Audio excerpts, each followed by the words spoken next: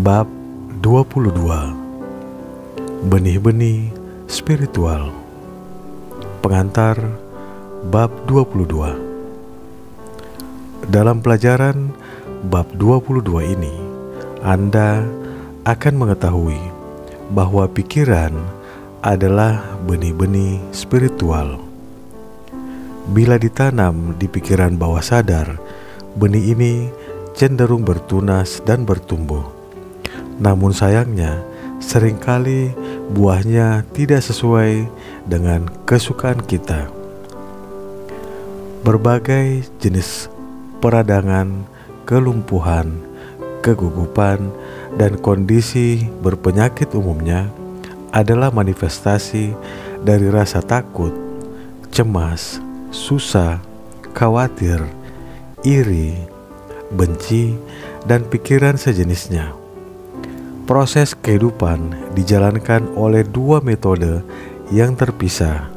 Pertama, menyerap dan menggunakan bahan bergizi yang diperlukan untuk membangun sel.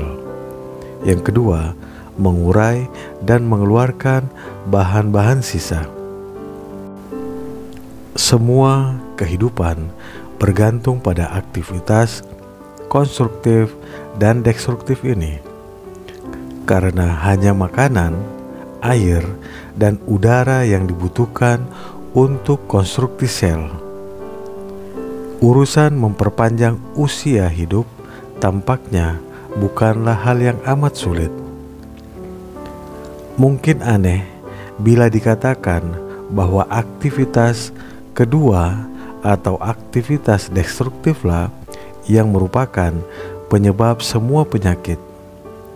Dengan hanya sedikit perkecualian, bahan-bahan sisa menumpuk dan menjenuhkan jaringan sehingga menyebabkan keracunan yang bisa mencakup sebagian atau umum.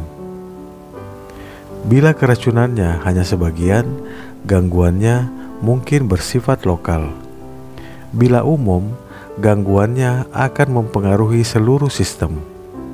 Maka, masalah yang kita hadapi untuk menyembuhkan penyakit adalah meningkatkan aliran masuk dan distribusi energi vital ke seluruh sistem. Hal ini hanya bisa dilakukan dengan cara menghilangkan pikiran rasa takut, cemas, susah, khawatir, iri, benci, dan setiap pikiran destruktif lainnya yang cenderung merusak dan menghancurkan saraf, serta kelenjar yang mengendalikan pembuangan dan pembersihan bahan-bahan racun dan sisa. Makanan bergizi dan tonik penguat tidak bisa memberikan kehidupan karena hanya merupakan manifestasi kehidupan sekunder.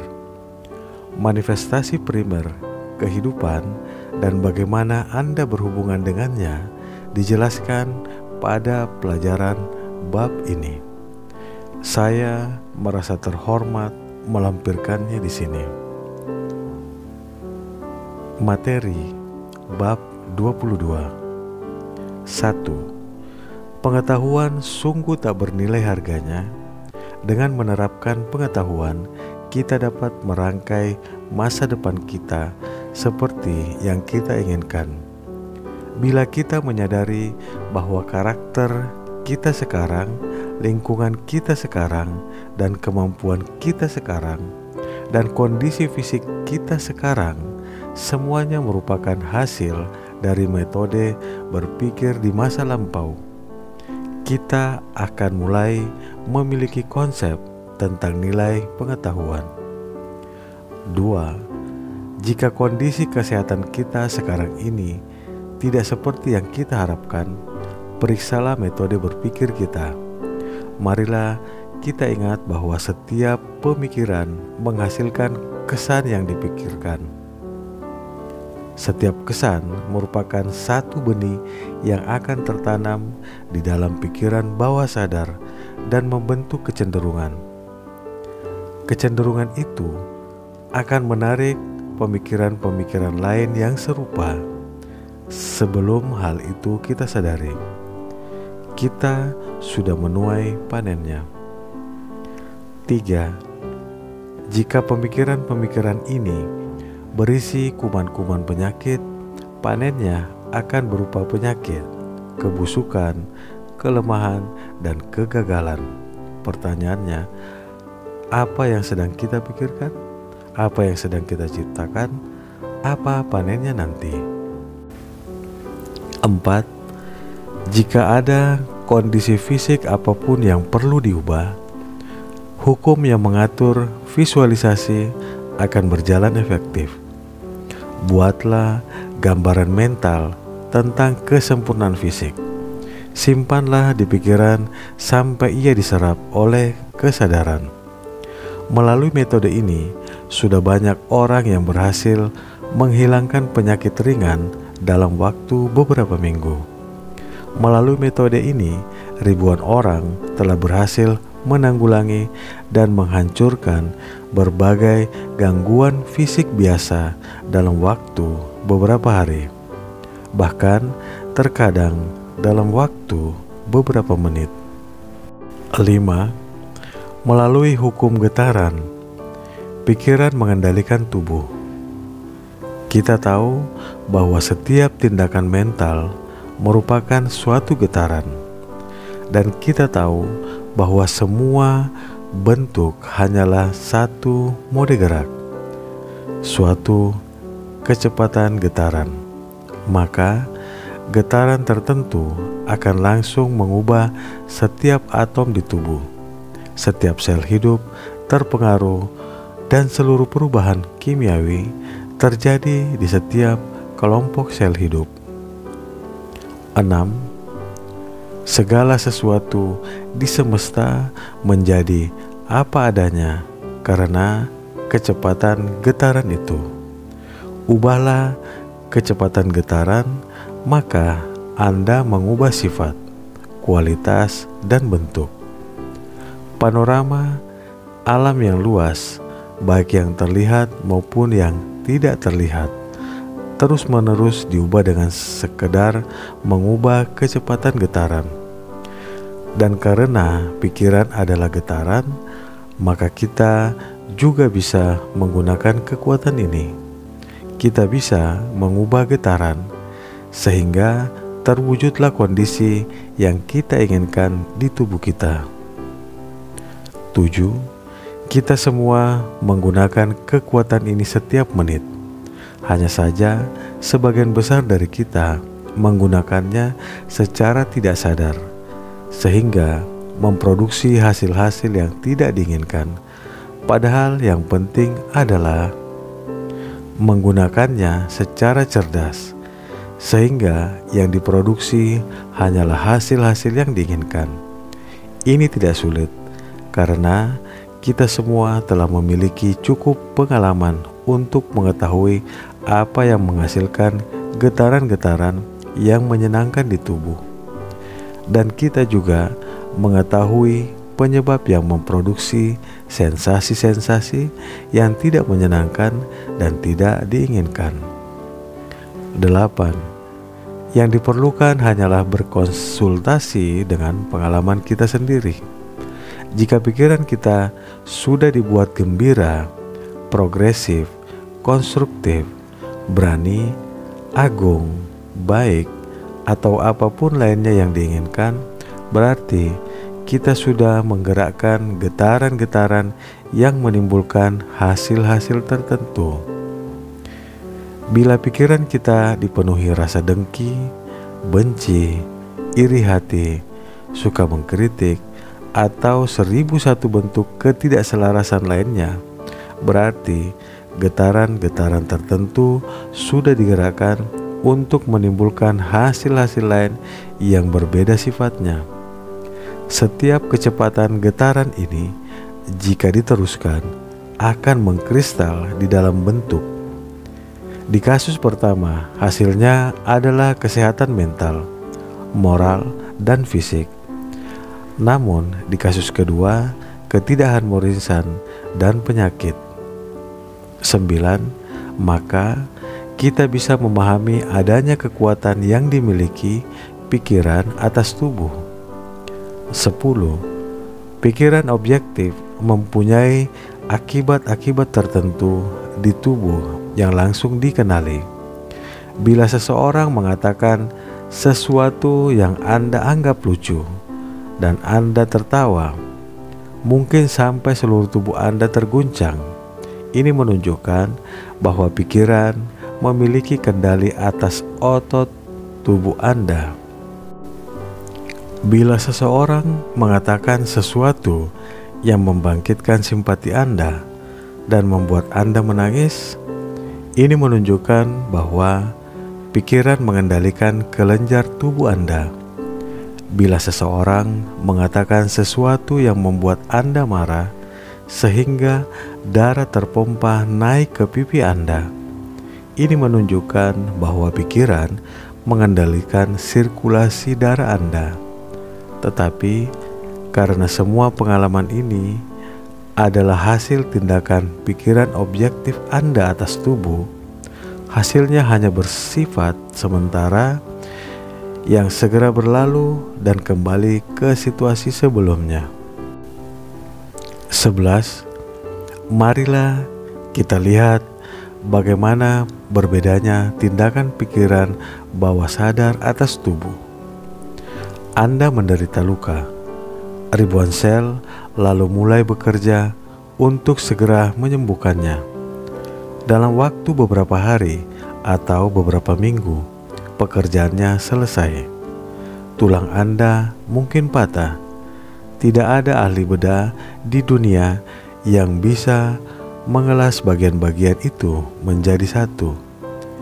Ia mungkin mengatur patahan-patahan tulang itu, tetapi pikiran subjektif akan segera memulai proses menyatukan bagian-bagian itu.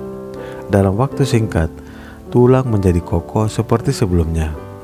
Anda mungkin menelan racun.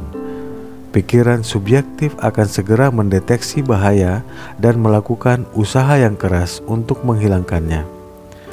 Anda mungkin terinfeksi kuman berbahaya. Kemauan subjektif akan segera membangun dinding di sekeliling daerah yang terinfeksi dan menghancurkan infeksi itu dengan cara menyerapnya ke dalam sel darah putih yang disediakan untuk tujuan itu. 12. Proses-proses di pikiran bawah sadar biasanya berjalan tanpa sepengetahuan atau arahan kita. Selama kita tidak campur tangan, hasilnya sempurna. Tetapi karena jutaan sel perbaikan ini cerdas dan merespons pikiran kita, mereka sering dilumpuhkan dan dibuat tak berdaya oleh pikiran-pikiran kita yang berisi rasa takut, ragu, dan cemas. Mereka bagaikan laskar pekerja, siap memulai suatu karya penting. Tetapi setiap kali mereka siap menyerang, panggilan datang atau rencana-rencana berubah. Akhirnya mereka pun patah semangat dan menyerah. 13.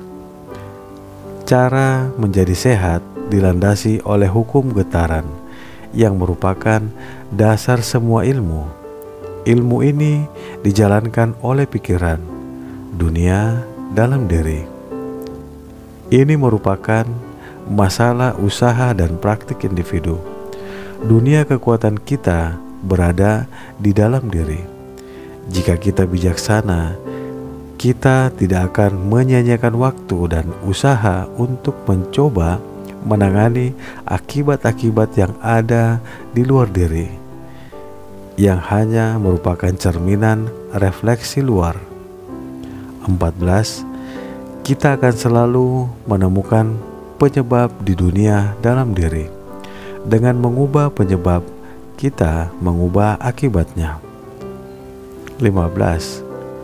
Setiap sel di tubuh Anda cerdas dan akan merespons arahan Anda. Semua sel itu adalah pencipta dan akan menciptakan pola yang serupa yang Anda berikan. 16. Maka ketiga gambar-gambar yang sempurna ditaruh di hadapan dunia subjektif, energi-energi kreatif akan membangun tubuh yang sempurna. 17. Sel-sel otak dibangun dengan cara yang sama. Kualitas otak diatur oleh keadaan pikiran atau sikap mental, sehingga jika sikap mental yang tidak diinginkan dibawa ke dunia subjektif, mereka kemudian akan ditransfer ke tubuh.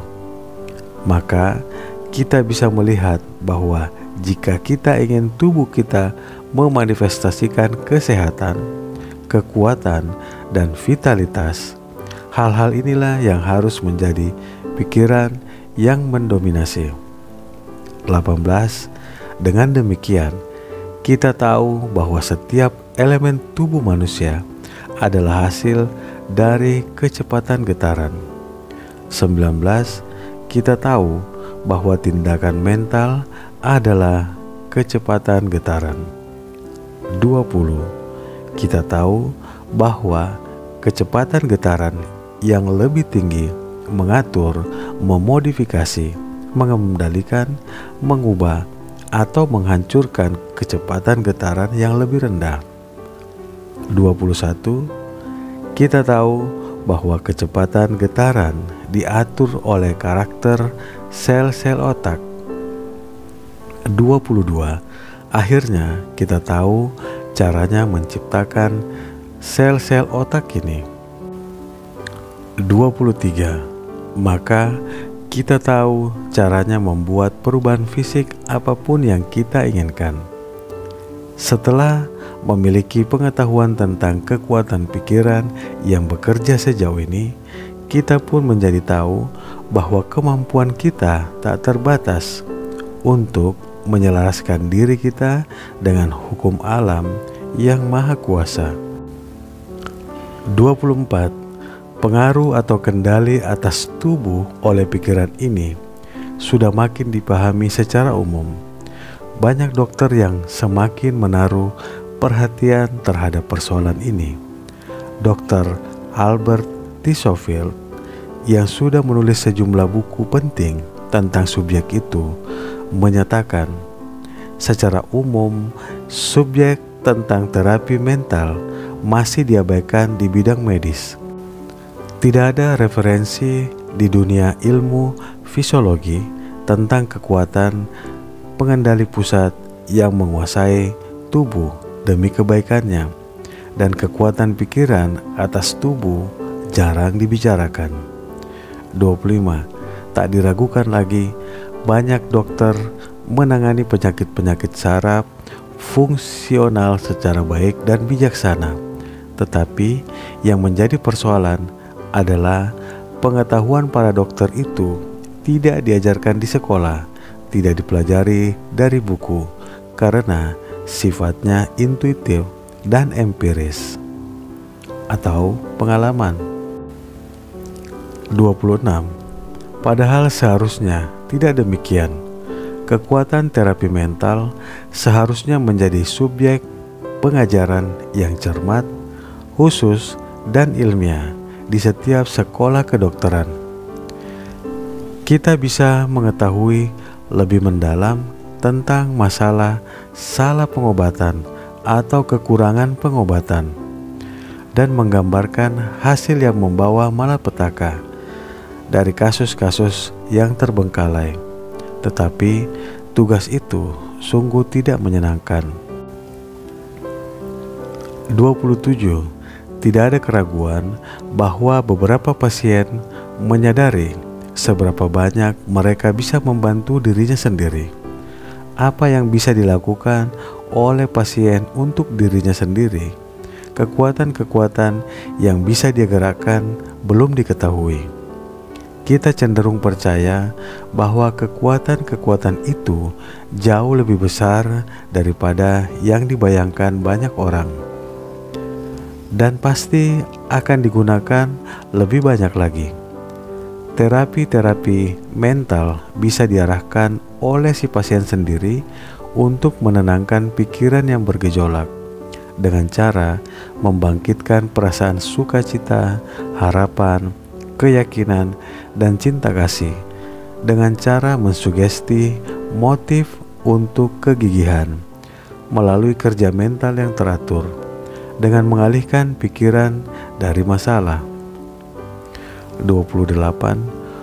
Untuk latihan Anda minggu ini, berkonsentrasilah pada baris-baris indah karya Tennyson. 29. Berbicaralah pada dia, wahai engkau, karena dia mendengar dan spirit bisa bertemu dengan spirit. Dia lebih dekat daripada nafas dan lebih dekat dari tangan dan kaki. 30. Kemudian cobalah untuk menyadari bahwa ketika Anda benar-benar bicara kepadanya, Anda berhubungan dengan Yang Maha Kuasa. 31. Reaksi dan pengenalan kekuatan Yang Maha Ada ini akan dengan cepat menghancurkan setiap bentuk penyakit atau penderitaan apapun dan menggantinya dengan keselarasan dan kesempurnaan. Kemudian ingatlah bahwa ada orang-orang yang kelihatannya berpikir bahwa penyakit dan penderitaan dikirim oleh Tuhan. Jika memang demikian, setiap dokter, setiap ahli bedah, dan setiap petugas palang merah menentang kehendak Tuhan. Jika memang demikian, rumah sakit dan sanatorium adalah tempat pemberontakan, alih-alih rumah pengasihan.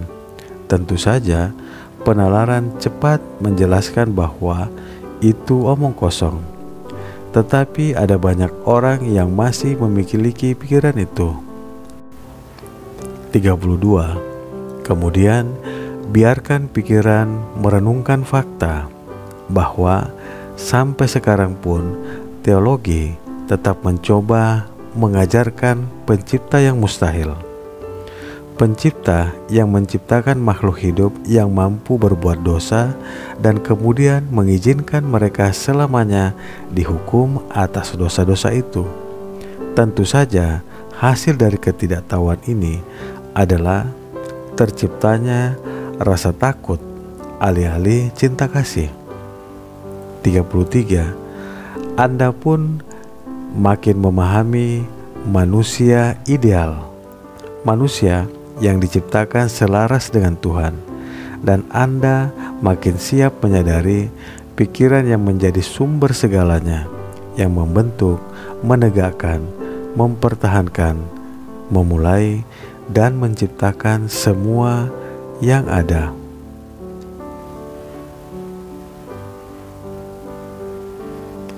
Kita ulangi untuk latihan bab 22, benih-benih spiritual.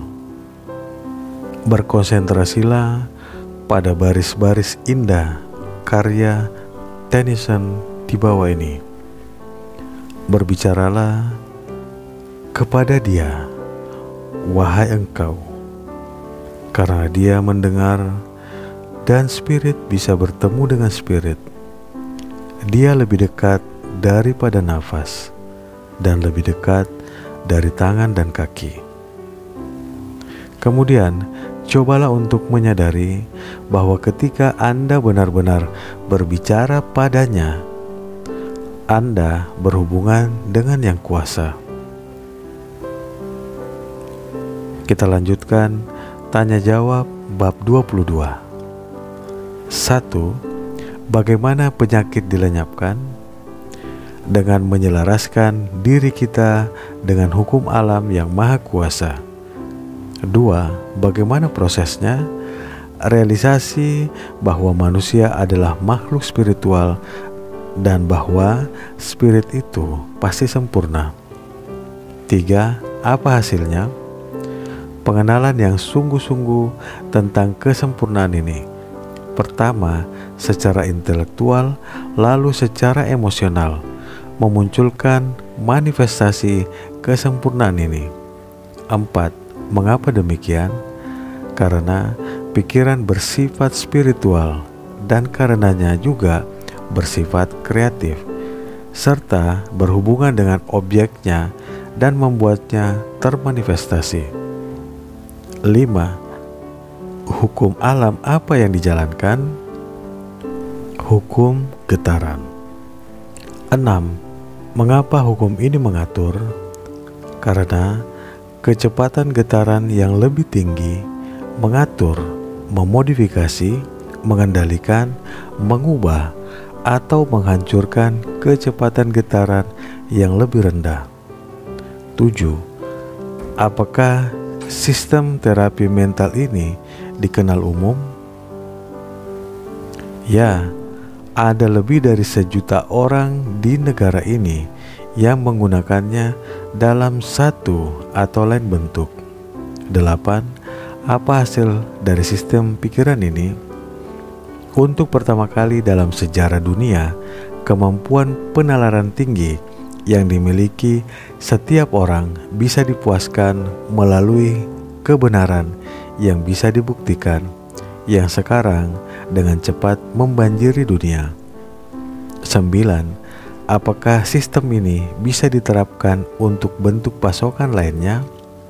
Sistem ini akan memenuhi setiap keperluan atau kebutuhan manusia. 10. Sistem ini bersifat ilmiah atau religius? Keduanya, sains yang sejati dan agama yang sejati, bak saudara kembar. Kemanapun yang satu pergi, ke sana pula yang satu lagi mengikuti. Sampai di sini bab 22. Kita lanjut minggu depan bab selanjutnya. Salam sehat, sukses, penuh kebahagiaan.